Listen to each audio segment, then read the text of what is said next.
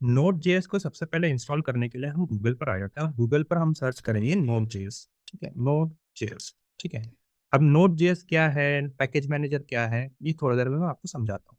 ठीक है, सबसे पहले हम नोड जेएस की वेबसाइट पर आ जाएंगे और नोड जेएस को यहाँ पर इंस्टॉल करेंगे। इंस्टॉल करने के लिए आपको काफ़ी सारे ना डाउनलोड की बटन वगैरह नहीं दिख रहे होंगे, लेकिन यहाँ आप जब क्रिएट नोड जेएस पर क्लिक करोगे तब आपको डाउनलोड का पेज ओपन होते हुए दिखेगा। डाउनलोड का पेज ओपन होते हुए दिखते बराबर आपको काफ़ी सारे ये जो कमांड लाइन के आउटपुट्स है ये देखना शुरू हो जाएँगे। तो ये किस चीज़ के लिए है, मैं पहले इसको बता देता हूँ। यहाँ पर नोड.जेएस को अलग-अलग वर्जन्स में, अलग-अलग ऑपरेटिंग सिस्टम्स के लिए और हर ऑपरेटिंग सिस्टम में अलग-अलग पैकेज मैनेजर या फिर अलग-अलग सिस्टम्स के लिए आपको इंस्टॉल करने के लिए यहाँ पर ऑप्शंस दिए गए हैं।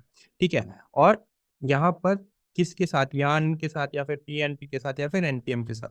बेसिकली हम जो इंस्टॉल करने वाले हैं वो विंडोज़ का पैकेज मैनेजर इंस्टॉल करेंगे, ठीक है? और x64 वर्ज़न वाला, ठीक है? किसी के पास एएमडी के प्रोसेसर्स होंगे तो वो ARM64 के वर्ज़न पर क्लिक करें और जिसके पास इंटेल के प्रोसेसर्स होंगे तो वो x64 पर क्लिक करें, ठीक है? ये डिपेंड करता है कि आपके हार्डवेयर की कॉन्फ़िगरेशन किस तरीके से है। तो मैं सजेस्ट करूँगा कि ये सबसे पहले आप पता कर लीजिए इंटरनेट पर जाकर या फिर आपके सिस्टम के बारे में आपको मेरे से ज़्यादा ही पता होगा। नॉर्मली विंडोज़ सभी लोग चलाते हैं और x64 सभी के पास होगा। x64 मतलब इंटेल का आर्किटेक्चर, इंटेल आईसी का आर्किटेक्चर, ओके।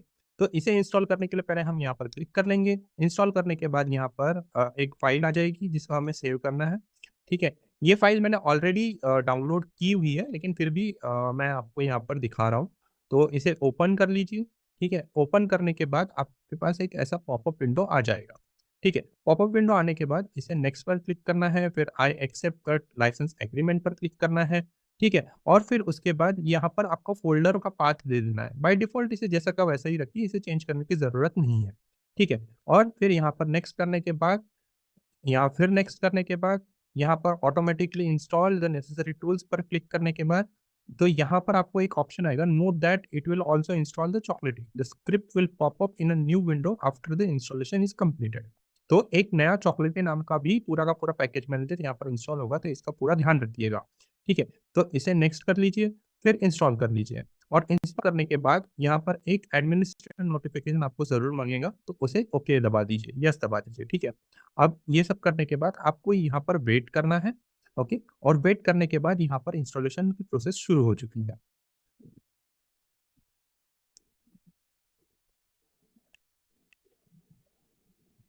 यहाँ पर फिनिश करने के बाद अगर आप यहाँ पर वेट करते हैं, तो यहाँ पर एक इंस्टॉलेशन स्क्रिप्ट आएगी जिसे एंटर एंटर 2 बार एंटर करना है और वेट करना है। एक और बार आपका नोटिफ़िकेशन आएगा कि हमें यहाँ पर कुछ और भी चीज़ें इंस्टॉल करनी है, तो वो चॉकलेटी के पैकेज मैनेजर को इंस्टॉल करने के लिए है।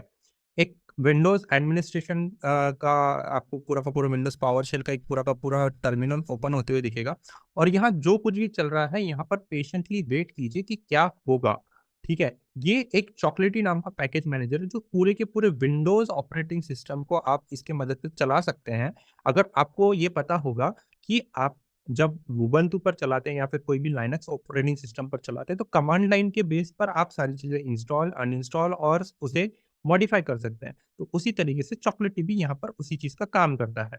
ठीक है? इसके बारे में मैं आपको और भी डिटेल में जानकारी दूँगा, लेकिन चॉकलेटी एक और चीज़ हमारे लिए बहुत आसान करके देता है, वो है दुनिया भर के थर्ड पार्टी तो नहीं, दुनिया भर के सपोर्टिंग सिस्टम्स हमें इंस्टॉल करके देता है। सपोर्टिंग लाइब्रेरीज़ हमें इंस्टॉल करके दे देता है, जैसे विजुअल स्टूडियो रिडिस्ट्रीब्यूटर कोड या फिर पाइथन की कोई लाइब्रेरी या फिर बहुत सारी चीज़ें जो हमें एनपीएम या फिर नोड.जेएस को चलाने के लिए या फिर उसके बेसिस पर चलाने के लिए जो एप्लीकेशंस हम डेवलप करने वाले हैं, वो सारी चीज़ें हमें पहले से ही आराम से यहाँ पर सारी चीज़ें अवेलेबल करके दे देता है। इसे पूरे इंस्टॉल होने के लिए लगभग-लगभग 10 से 15 मिनट का समय लगेगा। तो मैं यहाँ पर इसे ऐसे ही छोड़ देता हूँ स्क्रीन रिकॉर्डिंग के साथ। आप इसको देखते रहिए और अगर किसी पर भी कहीं भी आपकी इसमें एरर अगर आता है, अगर ये कहीं भी इंटरप्ट हो जाती है, तो आप मुझे ज़रूर कॉन्टैक्ट करके ज़रूर पूछिएगा कि इसे इंस्टॉल किस तरीके से करना है। ठीक है? अगर आप पहले से चॉकलेटी को इंस्टॉल किए होंगे इसके पहले, तो आपको ये अपग्रेड करने के लिए पूछेगा, तो यहाँ पर एंटर का बटन दबा देना है। जैसे ही आप एंटर दबाओगे तो ये इंस्टॉलेशन कंप्लीट हो जाएगी, ठीक है? इंस्टॉलेशन कंप्लीट होने के बाद आपको इस इंस्टॉलेशन को चेक भी करना है कि इंस्टॉलेशन कंप्लीट अच्छे से हुआ या नहीं, ठीक है? तो इंस्टॉलेशन कंप्लीट अच्छे से हुआ या नहीं, इसके लिए चेक करने के लिए आप कमांड प्रॉम्प्ट ओपन करना पड़ेगा।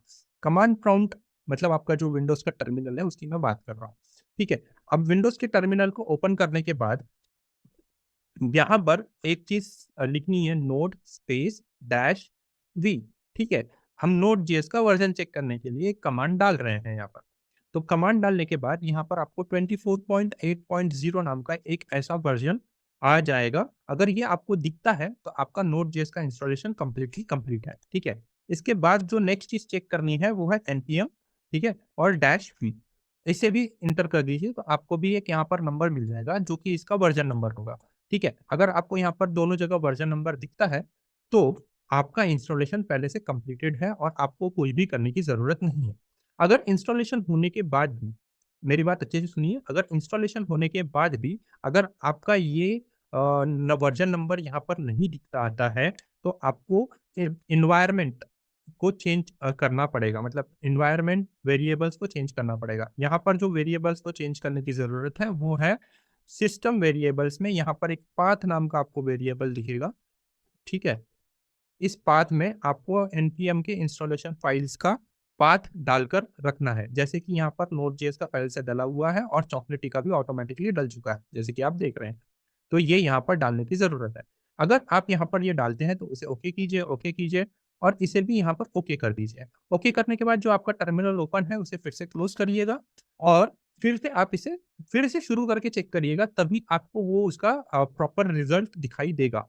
ठीक है? एक और चीज़ का ध्यान रखिए कि अगर आपके कोई और दूसरे भी टर्मिनल ओपन्स है, तो उन सभी चीज़ों को भी एक साथ क्लोज़ करने की ज़रूरत है, तभी ये सिस्टम इस तरीके से काम करेगा। तो ये था आपका नोड.जेएस का इंस्टॉलेशन, उसके साथ-साथ एनपीएम पैकेज मैनेजर का इंस्टॉलेशन और चॉकोलेटी का इंस्टॉलेशन जो आपके काम का है। ठीक है? तो आज की वीडियो यहीं समाप्त होती है, मिलते हैं फिर।